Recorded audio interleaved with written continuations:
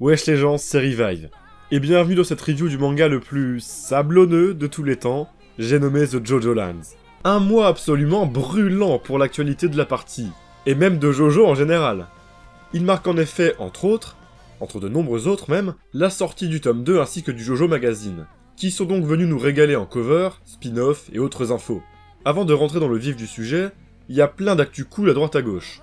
D'abord, Wonder of You est dispo dans le Star Battle Air. J'ai pas encore eu l'occasion de le tester, mais son seiyuu ainsi que celui de Toru sont merveilleux. Il a une classe pas possible, quand bien même j'ai toujours du mal avec les couleurs de la Shueisha pour Jojo Lion, et surtout, ses répliques et interactions avec les autres persos sont cinglantes.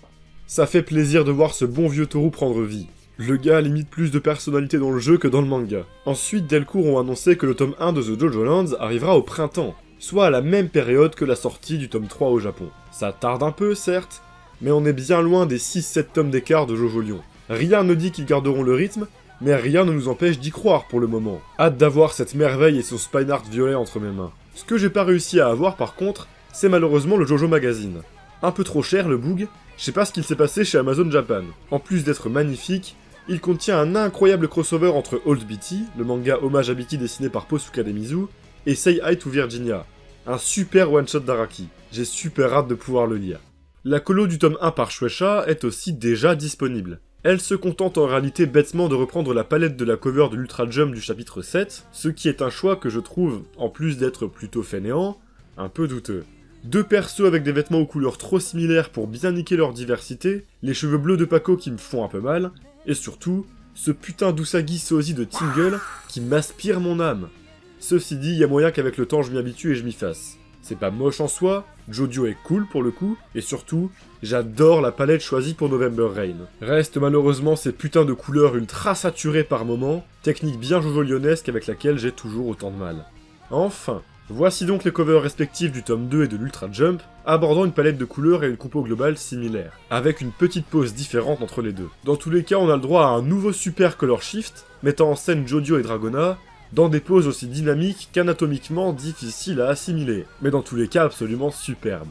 On retrouve aussi ces lignes multicolores en fond du plus bel effet sur chacune de ces illus. Ce serait cool que ça soit une récurrence dans toutes les couvertures de tomes en vrai. Ça donne une sacrée identité à la partie et c'est super classe. Araki enchaîne décidément avec une quadruplette de couvertures magnifiques. En témoigne la première page du chapitre, dépeignant notre duo de goths plein de style, surplombant une mer de sable et des nuages d'un gris inquiétant. C'est magnifique, et ça en dit long sur ce qui va se passer dans ce chapitre. Ce chapitre, il se nomme d'ailleurs The Hustle Part 1, pour mon plus grand plaisir, car c'est désormais confirmé, c'est LE combat de Paco. Hâte de voir ce gros BG briller de mille feux. Bref, assez blablaté, l'actu est forte, mais c'est pas une raison pour l'embiner 40 ans. On a du pain sur la planche, avec ce chapitre comme d'habitude génial, mais comme d'habitude, d'une manière différente du précédent. Et quel kiff!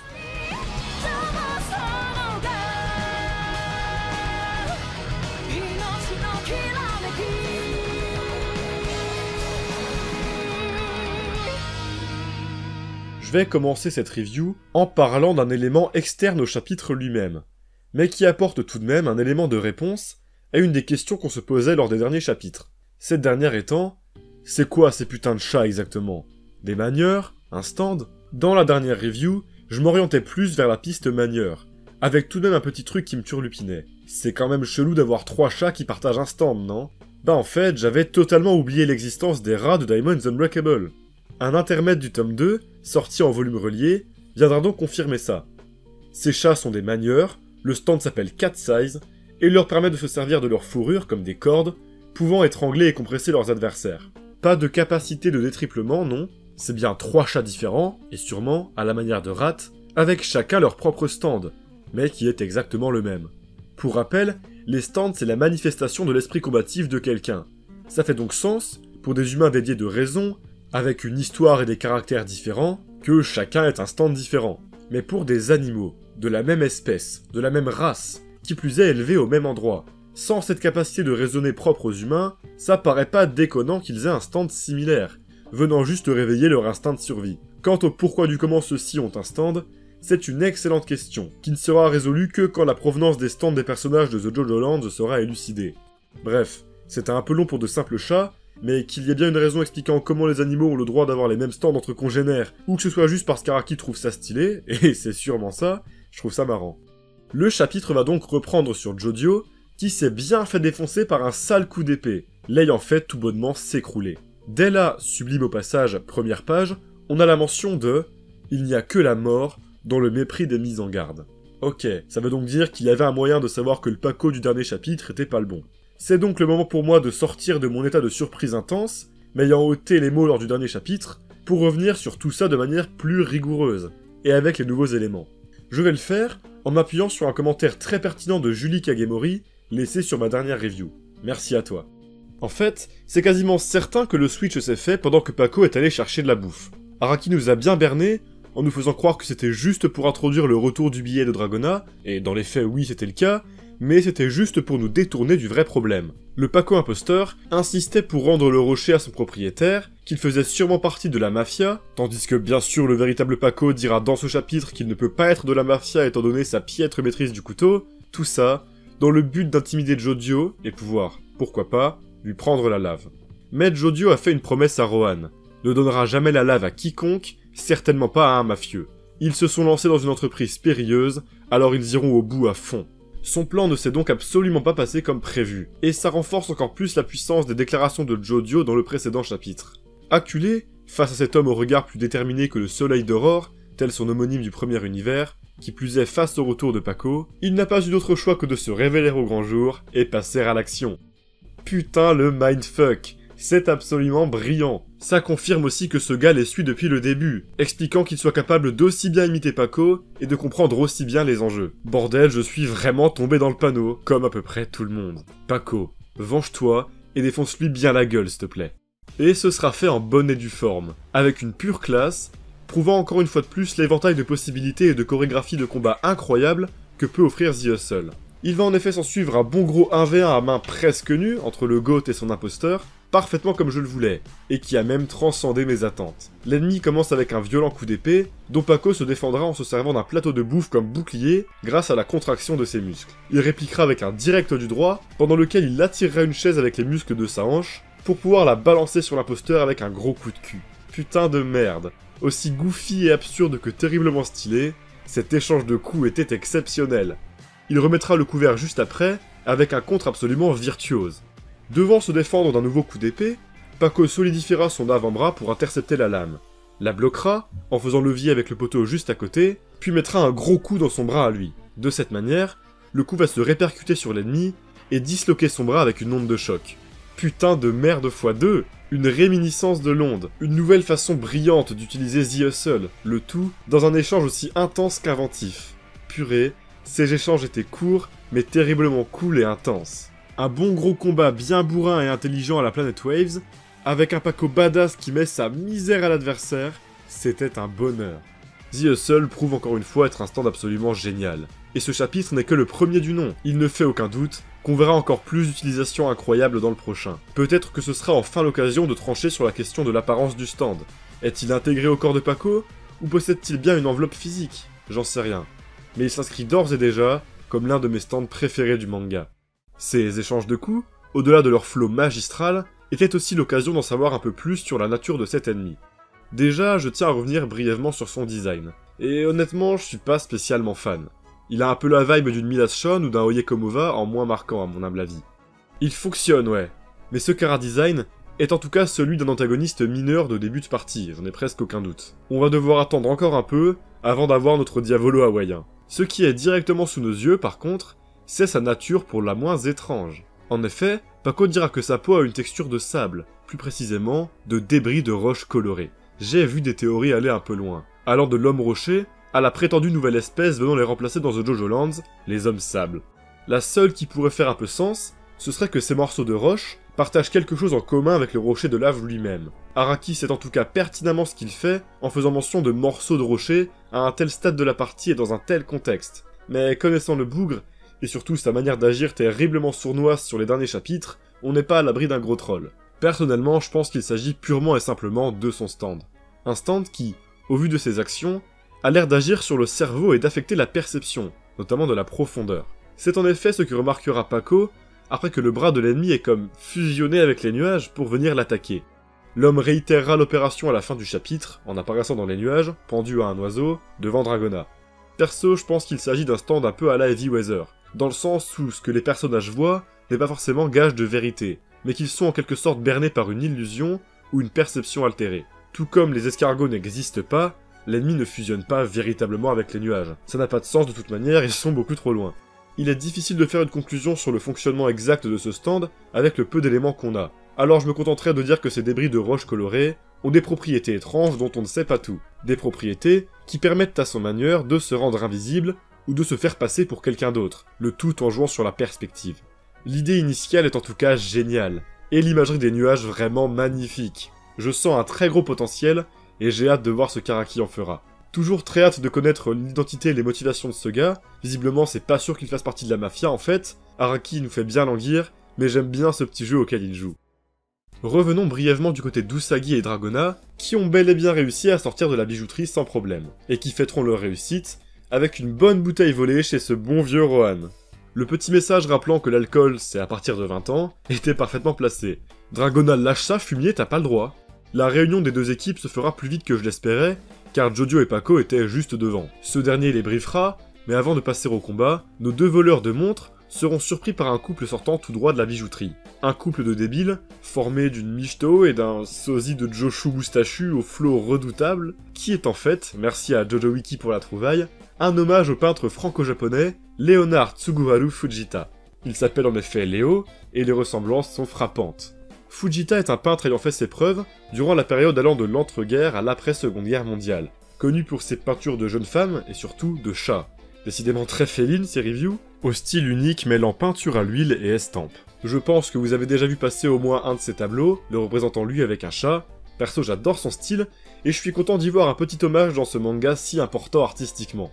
Enfin, si ce Fujishu, fusion de Joshu et Fujita, est introduit, c'est tout simplement pour mettre en scène le retour de la montre. Comme j'en avais parlé le mois dernier, c'était sûr que cette montre allait revenir avec un enchaînement d'événements farfelus. Car en effet, la fille s'est acheté cette fameuse montre, qui est donc d'ores et déjà à l'air libre, et donc à portée de nos héros. Usagi dira que la montre reviendra grâce à une causalité indirecte, avec le désir de quelqu'un d'autre, par exemple. Les choses de valeur utilisent les émotions des gens comme intermédiaires pour voyager. Et cette réflexion est importante. En effet, l'une des principales questions abordées la dernière fois, c'était le pourquoi du comment cette montre et pas une autre. J'avais émis diverses hypothèses. C'est la plus chère d'entre elles, c'est celle qui plaît le plus à Dragona, cette dernière étant basée sur la notion d'émotion, déjà évoquée dans le précédent chapitre. Mais en fait, comme répété par nos deux voleurs cette fois-ci, ces émotions concernent celles des gens qui permettent à l'objet de revenir à bon port. Si Dragona finira potentiellement par obtenir la montre, c'est indirectement parce que cette meuf-là, elle l'a trouvée belle, et a donc ressenti des émotions pour cette dernière, tout simplement. Je trouve cette idée d'émotion induite par les choses de valeur hyper intéressante et pertinente. Et encore plus l'idée que toutes ces émotions diverses mèneront symboliquement et concrètement à celui qui possède le rocher. C'est beau, je trouve. Une question passionnante soulevée à nouveau par ce chapitre, est-il possible de forcer le destin? Ce que j'entends par là, c'est que si la montre est en dehors de la bijouterie, et donc plus facilement volable, nos héros n'iront pas s'y frotter pour autant. Ils attendront patiemment que le mécanisme, si j'ose l'appeler comme ça, fasse son effet. Mais s'ils décidaient de foncer sur la montre alors qu'elle est sans surveillance, que se passerait-il? Mon idée, c'est que ça créerait une circonstance défavorable à son obtention de par un événement malencontreux. Un truc du genre, Fujishu qui sort soudainement un flingue en criant « T'as pas intérêt à prendre la montre que j'ai offerte à mon sucre d'or sucré au sucre, mec !» mettant en danger la vie de nos héros. Les événements de la bijouterie viendraient étayer ça. La montre a fait tout un bordel là-bas, avec ses fameuses glissades, car Dragona aurait été dans la merde s'il la volait maintenant. Ainsi, pour pouvoir bénéficier du mécanisme et de ses vertus, il faudrait faire preuve de patience et de raison. Une sorte de test, destiné à prouver la valeur de ceux qui portent le rocher, à tester leur mérite et leur détermination à devenir riches. Une idée qu'on peut une fois de plus étendre métaphoriquement à Jojo, son mental et sa quête, mais je ne m'aventurerai pas sur ce terrain-là aujourd'hui. Je vais attendre un prochain développement de notre héros, plutôt en retrait dans ce chapitre. Enfin, le destin va peut-être rattraper notre groupe de margoulins, et la montre leur revenir plus vite que prévu. Puisqu'en effet, la femme a retiré sa montre, et un oiseau va venir la piquer et voler en direction de Dragona. L'occasion est superbe, le mécanisme s'est mis en marche, la montre va revenir en possession de Dragona, c'est sûr.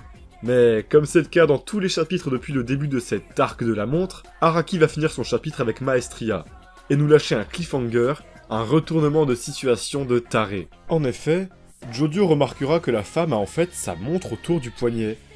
L'autre n'était qu'une illusion. L'ennemi va soudainement apparaître à côté de Dragona, comme se révélant des nuages alors accrochés à l'oiseau, et lui mettre un sale coup. La planche de reveal était absolument monumentale. Ces nuages sublimes, cet effet sur le corps de l'ennemi, ces ailes levées au ciel, ce découpage, cette compo, mon dieu, quelle classe! Et ça va enchaîner les sublimes doubles pages jusqu'à la fin, laissant l'ennemi manifestement à la merci de November Rain, tandis que Dragona est contraint de tenter une opération maison avec Smooth Operators. Cette fin brutale était géniale. Mais le plus fou, c'est que tout depuis le début du chapitre y menait. Bien sûr, on pense aux graines que mangeaient les oiseaux à côté de la montre. Perso, j'ai direct interprété le truc comme « Attends, ce serait pas les morceaux de roche de l'autre bâtard, là ?» Mais aussi, on voit ces mêmes oiseaux, volant devant ces fameux nuages, dès la sublime première planche du chapitre. Une première planche à la contre-plongée focalisée sur le ciel, au milieu de laquelle on voit notre ennemi se tenant à la croisée des chemins entre ciel et terre, terriblement évocatrice, et qui donne tout le ton de ce combat si particulier. Une menace imperceptible, qui rôde dans l'ombre et peut surgir à tout moment, pour asséner un coup fatal en se fondant dans les airs. C'est incroyable ce genre de détail, rien n'est laissé au hasard. Un superbe foreshadowing. Maîtrisé, localisé à l'échelle d'un chapitre, c'est certes pas aussi impressionnant que les exemples habituels sortis pour parler de foreshadowing dans le manga, avec des éléments introduits 10 tomes avant, mais on a bien compris que c'était pas son truc à Araki. Là, c'est juste super classe, et ça crée vraiment une impression de tout terriblement agréable pour ce chapitre. Un chapitre complet, à la narration et à la mise en scène d'une classe absolue. Bravo Araki, c'était un coup de maître. Je m'arrêterai sur ces mots, qui résument parfaitement ce qu'est ce chapitre. Les dessins étaient merveilleux, les chorégraphies de combat étaient merveilleuses, les personnages et leurs actions étaient merveilleuses, les utilisations de stands étaient merveilleuses, la narration était merveilleuse, bref, The Jojo Lands termine sa première année de parution en beauté suprême. J'ai, comme d'habitude, terriblement hâte de voir où tout ça nous mènera. Je suis d'ores et déjà incroyablement heureux de vivre la deuxième année de cette partie 9, d'une richesse folle, et ce, avec vous. Le manga fêtera bientôt son premier anniversaire. Tout est passé si vite. J'ai l'impression d'avoir vu tellement, et à la fois rien du tout. Mais pour l'heure, il est temps pour Araki et pour nous, de nous reposer pour cette fin d'année, de profiter de nos proches, avant la dangereuse accélération du mécanisme. Et bien voilà, cette review du chapitre 10 de The Jojo Lands est maintenant terminée. J'espère qu'elle vous aura plu. Une review qui aura mis du temps à sortir, je suis désolé, mais il y avait une semaine de cours plutôt remplie et les fêtes juste après. J'ai réussi à la sortir tout de même avant les fêtes. J'ai bien travaillé lors de cette semaine de cours, j'ai fait du très bon taf, donc écoutez, je considère pas ça dramatique que cette vidéo soit sortie en retard, et j'espère que c'est aussi votre cas. N'hésitez pas à me dire ce que vous en avez pensé en commentaire, à mettre un like, à la partager, à me dire aussi ce que vous avez pensé du chapitre, si vous avez des théories à me donner, c'est le moment, comme à chaque fois je me fais un plaisir de vous lire et de vous répondre si j'ai le temps. Bien sûr, je vous souhaite de superbes vacances pour ceux qui en ont, et de superbes fêtes vraiment. Reposez-vous bien, ressourcez-vous, c'est très important. De mon côté, je termine cette année avec un stage pour valider ma 3e année, ainsi qu'une école de game design pour la rentrée de l'année prochaine, donc écoutez, on est content globalement, ça fait plaisir. J'espère qu'il vous est arrivé plein de bonnes choses aussi, et je vous souhaite évidemment une merveilleuse année d'avance. Il n'y aura pas de nouvelles vidéos d'ici là, je pense. J'ai comme projet une nouvelle grosse vidéo, la 3e vidéo d'une série de vidéos que nombreux sont à apprécier sur cette chaîne. J'en tease pas trop, ceux qui me suivent sur Twitter savent quelle est cette vidéo-là. Bref, j'en parle pas plus, je cook ça tout doucement et j'ai hâte de vous montrer. Bref, merci d'avoir regardé cette vidéo, je vous souhaite une superbe soirée et un joyeux Noël d'avance. Portez-vous bien et n'oubliez pas que The Jojo Lands, c'est quand même vachement bien.